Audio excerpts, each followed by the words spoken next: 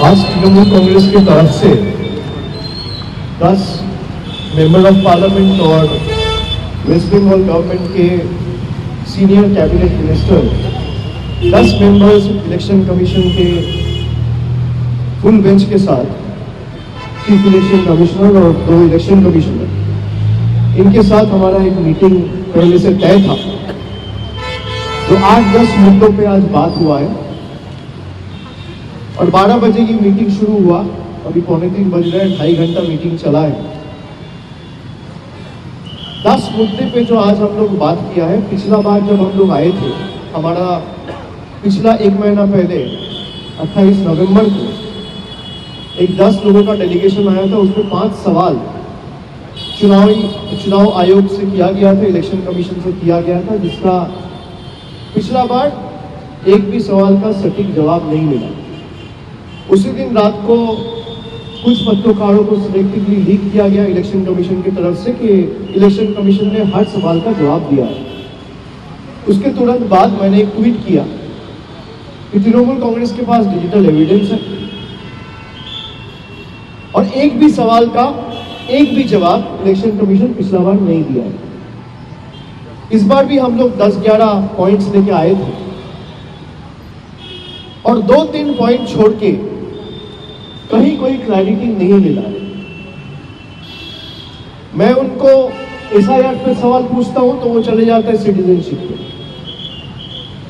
मैं उनको डिलीशन पे सवाल पूछता हूं तो वो चले जाता है इलेक्शन का फॉर्म 7 फिल करो। किसी का भी कोई कॉन्क्रीट जवाब, एक इशू जो हम लोग उठाए मैं सारे पत्रकारों के सामने बताना चाहता हूं। पहला तो हमने जो लॉजिकल डिस्क्रिपेंसीज के केसेस हैं, 1 करोड़ 36 लाख केसेस, और उसके अलग अलग 5-6 कैटेगरी बनाया गया है कि कुछ केसेस में पिताजी के साथ जो वोटर है उसका 15 साल का डिफरेंस है, इसलिए डिस्क्रिपेंसी में डाला है। कहीं नाम में कोई स्पेलिंग एरर है, इसलिए डाला है। कहीं सरनेम में कोई स्पेलिंग मिस्टेक है, इसलिए डाला है। कहीं ग्रैंड पेरेंट्स के साथ कोई एज डिफरेंस है तो डाला है। कहीं एड्रेस में कोई डिफरेंस है तो डाला है। लेकिन वो लिस्ट अभी तक पब्लिश नहीं हुआ है। कल रात को जब मैं दिल्ली आया तब मुझे पता चला कि AERO का जो लॉगिन है, ERO का नहीं, AERO, उस लॉगिन में पार्ट बाय पार्ट कुछ लॉजिकल डिस्क्रिपेंसीज के केसेस अपलोड किए गए। लेकिन उसमें भी जो ऐप के थ्रू अपलोड किया गया, उस ऐप में भी बहुत सारे फ्लॉज हैं जो आज मैंने मीटिंग में बताया। जैसे ही आप लॉजिकल डिस्क्रिपेंसीज के कोई केस में जाते हैं तो वहां पे 4 ड्रॉप डाउन आते हैं। एक आता है सेंड टू DEO, एक आता है जनरेट हियरिंग नोटिसेस, एक आता है फाउंड ओके, और चौथा आता है फाउंड इनएलिजिबल।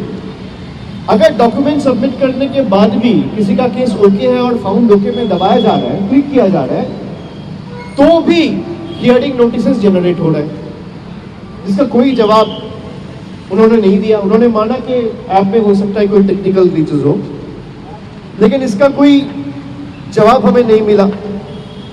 दूसरा, हमने उन्हें बताया कि सीनियर सिटीजन्स के लिए अभी यहाँ आने से 2 दिन पहले हमारा स्टेट का एक डेलीगेशन वेस्ट बंगाल का CEO ऑफिस गया था। वहाँ पे 5 लोगों का डेलीगेशन जाके सीनियर सिटीजन्स को जिस तरीके से आइडेंटिफिकेशन और वोटर लिस्ट में नाम उठाने के लिए हैरेस किया जा रहा है, खास करके जो लोगों को मेडिकल कंडीशंस हैं, जो लोगों को चलने में, सीढ़ी चढ़ने में दिक्कत होता है, तबीयत ठीक नहीं रहता है, उन लोगों को बुला के 3-3 घंटा, 2.5 घंटा, 4-4 घंटा बिठा के रखा जाता है। तो हमारे डेलीगेशन में जाके ये रिक्वेस्ट किया कि 85 के ऊपर अगर पोस्टल बैलेट में वोट लिया जा सकता है तो हियरिंग क्यों नहीं घर जाके आप कर सकते हैं। तो उसको ऑनर करते हुए परसों ही रात को एक नोटिफिकेशन CEO का ऑफिस से निकाला गया, जहां पे बताया गया कि 85 के ऊपर जिनकी उम्र है उनको हियरिंग में नहीं बुलाया जाएगा। लेकिन हमने कल एक डेलीगेशन गया था CEO के ऑफिस में, और आज हम 10 लोग चीफ इलेक्शन कमिश्नर को भी रिक्वेस्ट किया है कि 60 के ऊपर जिसका उम्र है, मान लीजिए जिसका मेडिकल कंडीशन है, जिसका तबीयत ठीक नहीं है, जिसको कोमॉर्बिडिटी है, या दिव्यांग जो लोग हैं, पर्सन विद डिसेबिलिटीज, जिसको मूव करने में दिक्कत है, व्हील चेयर में बैठते हैं, इन लोगों को इस हियरिंग प्रोसेस में बुलाकर हैरेस ना किया जाए। तो उन्होंने ये कहा है कि मैं इसको देखूंगा, चर्चा करूंगा। इसमें कोई कमिटमेंट नहीं दिया है, बट मैं ये क्यों कह रहा हूं, ये लोगों को समझना चाहिए, जानना चाहिए। पूरा देश में Trinamool is the only party to raise it, both before the chief electoral officers office and simultaneously before the chief election commission in the Nirvachan Sadan Delhi. 3 number,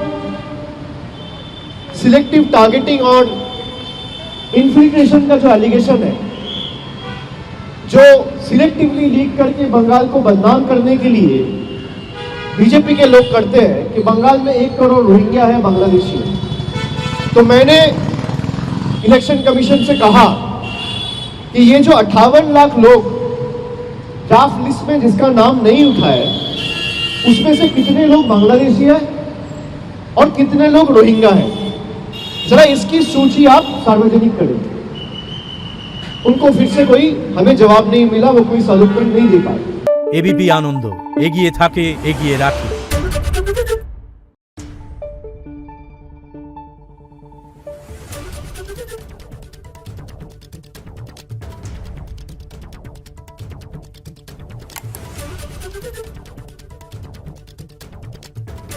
Thank you.